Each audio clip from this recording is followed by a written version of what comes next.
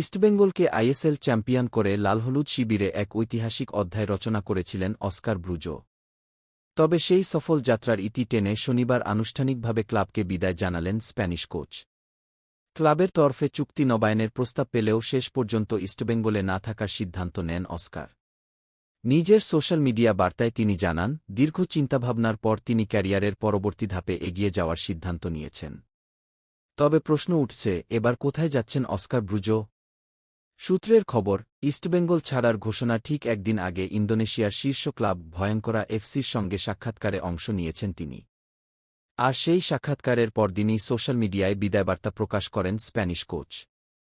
ফলে ফুটবল মহলে জোর জল্পনা শুরু হয়েছে, অস্কারের পরবর্তী গন্তব্য কি ইন্দোনেশিয়ার লিগ? যদিও এখনও পর্যন্ত ভয়ঙ্করা এফসি কিংবা অস্কার ব্রুজোর পক্ষ থেকে কোনো আনুষ্ঠানিক ঘোষণা করা হয়নি।